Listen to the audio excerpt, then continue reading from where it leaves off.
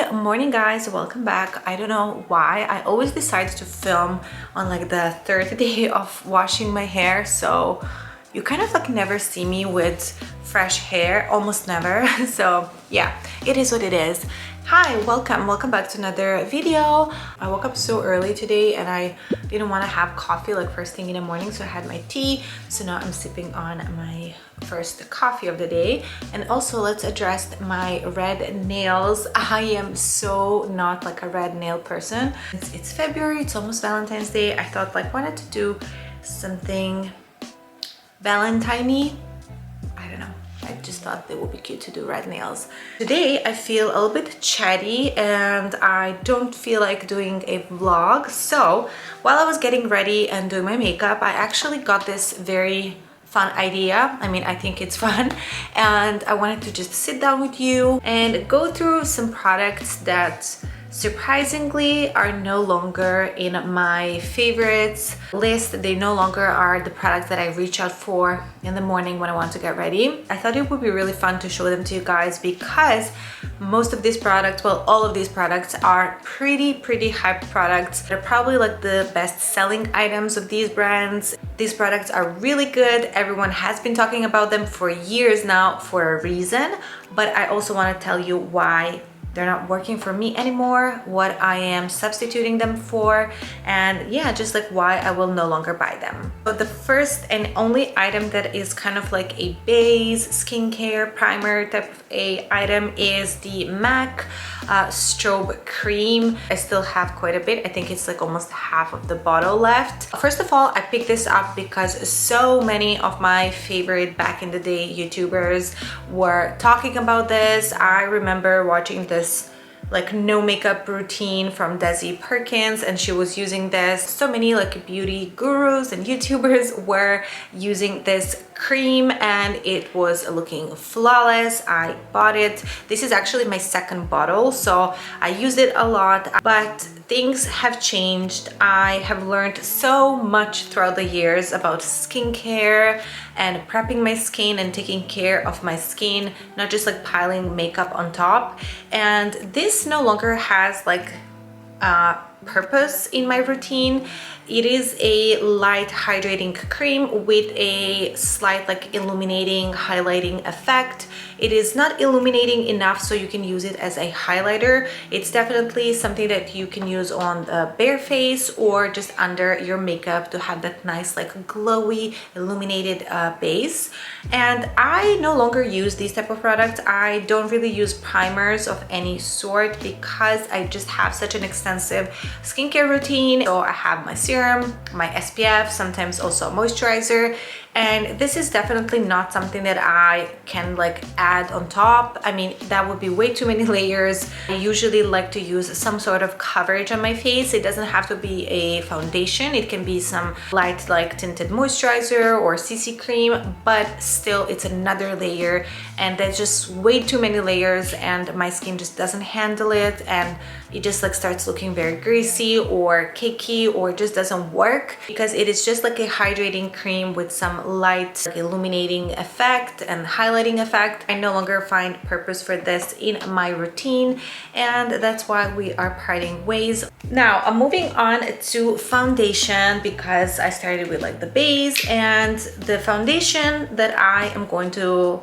show you guys is going to shock you. If you watched my older videos, you will be shocked because this was literally the foundation that I've been raving about, and probably 99% of like celebrity makeup artists or professional makeup artists are praising this foundation and swearing by it, and it is one of their holy grails. That's how I actually discovered it in the first place, and it is the Giorgio Armani Luminous Silk Foundation. I even have two bottles, different shades, one for like lighter skin tones when I'm fair in the winter and one for summer. And the reason I will no longer be purchasing this foundation is that it's just not working for me anymore. I don't know if something changed with my skin, or again, it's because of my skincare routine and the amount of products that I'm using before. Now also, to be clear, I'm not piling like tons and tons of skincare before makeup, but I like to have a layer of skincare before I apply my foundation. So I always like to have some SPF underneath. So I don't know what it is, but I just haven't found a skincare routine that works with this foundation. So if you have like an SPF that works underneath this foundation, please let me know in the comments down below, because I would love to finish these bottles. I don't want to just throw them away there, because every time I wear this nowadays, I just regret it. I end up like taking off my makeup or just having a horrible makeup day. And the worst area for me is this area here. That's where my pores are most visible. It just emphasizes it so much, and it just starts looking really like it settles into my pores, and then you can see clearly like foundation inside the pore. Even describing it sounds so gross, but yeah, that's what it is. I also noticed that it can be a little bit patchy and just doesn't look nice after it settles on my skin. It's just not working anymore, and I am really bummed because I used to love this foundation. It was definitely my holy grail. Unfortunately, I will no longer be recommending this specific foundation, and I don't know if I'm sad or happy. Moving on to concealer. This one pains me so much because I think it was like not even like a year ago that I recommended these and I swore by them, and I will say again, I still swear by these. These are definitely the best concealers that I have ever used. I've used so many of these throughout the years. I don't even know how many I bought. It's just crazy. And the concealer in question is NARS Creamy Radiant Concealer. The shade Custard is my favorite. It's by far like the best brightening shade that I've ever used, like color match wise. But the thing is, the Radiant Creamy Concealer is definitely more on the like creamier side, as the name says, which is really nice, especially for someone with like really dry skin, or if you have like a very dry under eyes. So it is definitely probably the best creamy concealer on the market. But since Shape Tape was invented, I feel like all of our expectations for concealer have changed. I mean, certainly mine. I got used to that like texture of Shape Tape, which is more like watery than creamy, but with a lot of pigment. But it's definitely less creamy. It feels more like just a liquidy, and then it dries super matte and just dry, where the Creamy Radiant Concealer, as the name says, is very creamy and hydrating. But sometimes, especially in the summer, I feel like I no longer like so much of that creaminess. Maybe because I am taking such a better care of my skin nowadays than I used to when I was a lot younger. I don't really need my makeup to be so creamy because my skincare is just hydrating enough, and my skin is no longer so dehydrated and so dry. So I feel like I don't really have to use such creamy product under my eyes. Now, will I completely stop using these? Probably no. I will probably still use this every once in a while on rotation. I really like this concealer for like no foundation days, when I don't have redness on my face, when I just want to go with like illuminating, maybe moisturizer and some concealer. Then I definitely like this one. I still can make it work. But when I'm wearing like proper like makeup look, I don't really reach out for these anymore. Instead of the Radiant Creamy, I actually moved to NARS Pot Concealer, and I think these ones are just called Soft Matte Complete Concealers. And I just absolutely love this formula. I was reading the shade right here. I have the Macadamia, which I really like for my inner corners. I have like darkness, like blue darkness here on the very inner corner of my eyes, and I just like to cancel that out. Even though I'm pretty fair at the moment, but still Macadamia is working for me for this specific area. So this is how it looks. That like super nice and creamy formula that doesn't leave like greasiness. So It's creamy and hydrating, but it has very nice matte finish. If you don't like to apply a lot of powder and if you don't like to set your concealer, give it a try. I think you are going to love it. I absolutely love this one.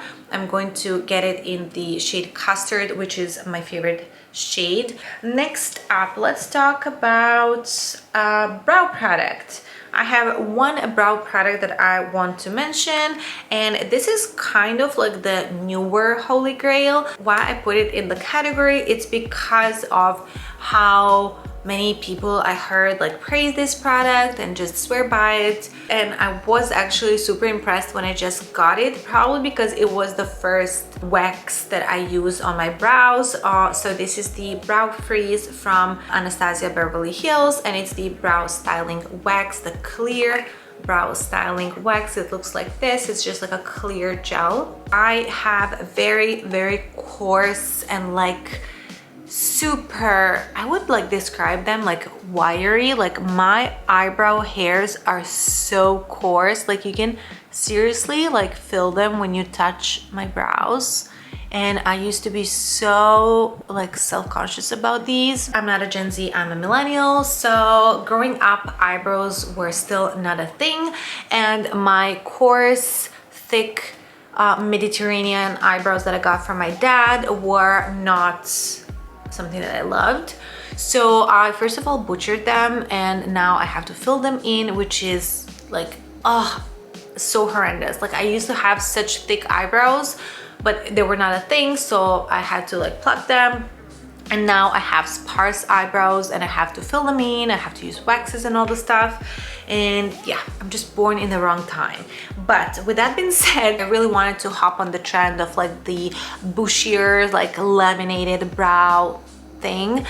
First of all, that trend is not working for me because I have such like coarse and thick eyebrows. Honestly, if I would do that, I would just look like a Yeti or Chewbacca or something. It's a trend that really works well for like natural blondes or someone with like really wispy thin eyebrows and then like feathered out like that on the face. It looks very cute. I also think it's a trend that we might ditch soon, and it can be a little bit of a thing that is going to look weird in 10 years. Like you're gonna be like, that was funny. That is so 2020. Like, you know, like the thing that it's very specific for a certain era, and then it becomes a bit like, like, I don't know. So anyways, I wanted to try the trend. I tried the Brow Freeze. It just doesn't do anything. It makes my brows feel so like wet and like sticky and heavy, and I wanted to love it. I wanted to give it a try. I tried it with several different brushes, different techniques,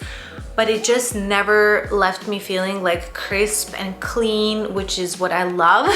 So the fact that it kind of feels like you have something on your skin, it's like there, like if you want to like really brush your brows and comb them like upwards and like shape them, you have to press it onto your skin, and then you can feel that like wax on your skin. And also the texture never kind of like dries, it just becomes more like flaky. Definitely don't like this for my type of brows. I don't know who would like this product. Again, maybe just if you have very thin and light brows. So if you need just a little bit of this product and you brush it gently, maybe this is not bad. But if you have like thicker, naturally thicker brows and brow hairs that are thicker and you need more product to tame the brows, I think this is just messy, and I definitely by far prefer my Benefit brow gel. I forgot the name. I'm gonna pop it on the screen. It's what I'm wearing today. It stays put, it's very long lasting, and more than anything, it really tames down all the like hairs and everything, and it's super easy to use because it's a little gel with a brush. You can use it on the go. This one is like a bit messy. You need like another brush, and then also the brush becomes so gross and dirty, so you have to wash it right after you use this. So I'm not really a fan of any gel products that are in a pot like this because they're just always messy and sometimes they dry out. This one did not dry out, but it's just not working for me. I feel so guilty for almost all of these products because they're really good products. I mean, they're just not really doing it for me anymore. But the next product that I want to mention is none other than Laura Mercier Translucent Setting Powder. This powder really changed the setting powder game because it was so hyped. It was the product to have because it is truly like translucent. It just gives a little bit of like brightening, but it's translucent and it doesn't have that like flashback effect. I think that was why everyone loved it so much. And then also it is super finely milled and it really sets nicely the makeup. Unfortunately, I feel like I am just not a powder, like a loose powder person. I don't like a lot of powder on my skin. Even when I want to set my makeup, there are rare occasions when I need like something like this. It's definitely something I reach out for like special occasions, or like if I have like a photo shoot or something, which is not something I do like on everyday basis. Even when I take like my Instagram photos, I just wear my like everyday makeup. I don't really wear like a full glam look. So I would definitely not be buying this again. I prefer my Charlotte Tilbury pressed powder and I use that one a lot more often than this one. Also, like loose powders are not so easy to travel with. They're messy, they're really messy to use, and unless you are a professional makeup artist and you're doing a lot of like events and photo shoots, I don't think you need this in your makeup kit. I mean, unless you also like to wear a lot of makeup and that full glam look and you like to bake and all that stuff. I actually never ever even tried that technique, but I wanted to say that I feel like if you use such an expensive powder for that technique, you might run out of this very quickly. I don't know, it's very wasteful in my opinion. The whole technique is very wasteful. I just don't think I will be repurchasing this. I will have this one in my collection for those special events, but other than that, I'm not really using it. Another powder that I am so sad to include in this video is my beloved Hoola bronzer. How much I loved this bronzer. It was such a favorite of mine. Even this one, you see I've hit the pen, which doesn't happen very often. I still love this product. It is super finely milled. Again, it's another game changer. It's like these products changed makeup, like, because they were so different, they were so good, and they worked for all these new popular techniques back in the day. I mean, the techniques were not so new, but they were like becoming public knowledge, like the contouring and a lot of like makeup techniques that came out because of YouTube, like came to the public because of YouTube. So I'm kind of like swatching this. I don't know if you can even see what I'm doing. I'm not good at this, you guys, but I am trying my best. Yeah, here is the swatch. It is such a gorgeous powder. As I'm putting it, I'm kind of regretting putting it in this category, but there is a reason why I don't reach out for it. So I mean, I had to put it in this category because I just don't reach out for it. This one is quite old. I think it's probably expired. I don't know how long they last, but I just don't reach out for it anymore because I find it just tad too pigmented. It's usually a good thing. People love pigmented products. So I think being so like pigmented was definitely part of the appeal. And also because it was one of the rare bronzers back in the day that had absolutely no shimmer. It has a slightly cooler undertone. So bronzers used to be very terracotta-like. So they were very warm. It's not like cool, but it's definitely a little bit cooler. It's why it became so popular for contouring. So I still like it, but the reason I don't reach out for it anymore is just because of the amount of pigment it has and the color. So this color, Hoola, like the original color, doesn't really work for me anymore. It is very pigmented and very dark, and I do not wear like a strong contour. Right now I don't even have bronzer. I just have a little bit of cream contour stick from Fenty Beauty. Yeah, I don't really use powder contours anymore, and this one is pretty strong for for my liking because it's just like too dark, too harsh for me for daytime. They have the lighter shade. Back when it came out, I remember I swatched it in the Sephora and I think it was maybe a little bit too light for me, so it was not like the perfect in between. So yeah, I just don't think I will buy this again. I have other bronzers, unfortunately, that are working better for me.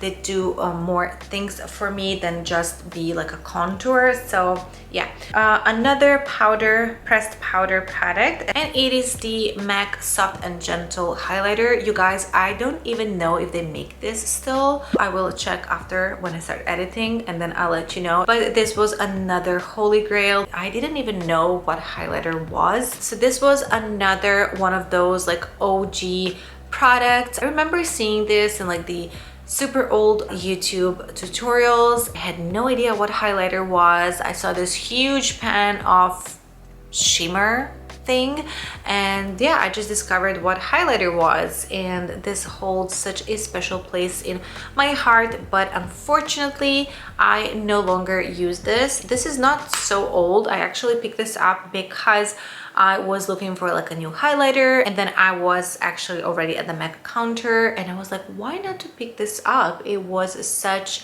an iconic product, but it's just not something that I use anymore. I don't reach out for it. It is such a huge pan. Like, who needs this much highlighter? Even if I would use this daily, I just don't know when would I finish this huge pan of highlighter. So definitely not using this anymore. Let me swatch it like a proper beauty YouTuber for you guys.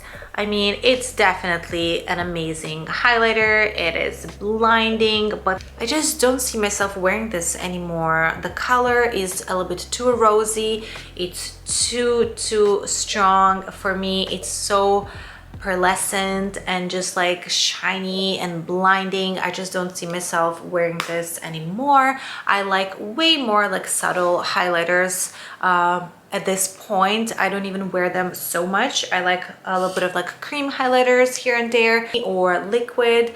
I'm not huge on powder highlighters.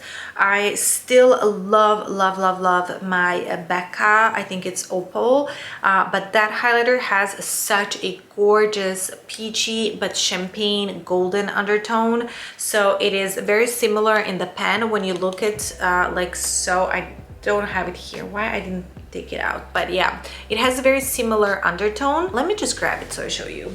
You can see in the pen how they can look very similar, but on the skin they're actually really different, and I can even swatch them for you guys so you see the difference. It's so clear when they're swatched. You see this one is Becca and this is the MAC Soft and Gentle, and Soft and Gentle is so much more cooler toned, very like rosy, and this one is almost like golden champagne color. So definitely you can see how this one looks better on my skin tone than this one. I have quite like yellow with a little bit of olive undertone, so this one works way better for me. Obviously this could work if you have a cooler or like rosy undertone, but yeah, it's very blinding and like strobe like effect, and I don't really use that anymore. So that one is also going to my archive and I don't think I will repurchase it again. And the last product, it's also from MAC, because yeah, MAC used to be like the holy grail brand as well, so a lot of their products have been out there for a long time. People have loved them and enjoyed them for a really long time, including myself. So the product in question is Fix Plus. I have nothing bad to say about this product. Actually, I really like the formula. They need to change this packaging because this spray is just not fine at all. You can literally feel the droplets falling on your face. It can like mess up your makeup if you apply too much because the mist is not fine at all. If this would be in a better spray bottle with a nice fine mist, I would absolutely still purchase this product because I used to buy these like regularly. I love how it makes my skin feel. I love the smell, everything, but it's just that this bottle needs to go because it's very outdated. Nowadays, face mists and setting sprays are so fine and so wonderful, and there's a lot of them on the market, so this one needs to be updated. And if it gets updated, I will definitely go back to this, but for now it's not going to be in my rotation anymore. And that would be all for this video. Those are all the products that I no longer will be buying for the time being, and yeah, they just had their purpose, they had their time, but I don't see myself using them in the near future unless they, you know, change packaging, change some formulas and stuff like that. But yeah, that would be all. I hope you guys enjoyed. Let me know in the comments down below. Also, thumbs up this video if you want to see my current makeup routine and my current makeup favorites, if that sounds interesting. Thank you so much for watching, and I will see you all in my next video.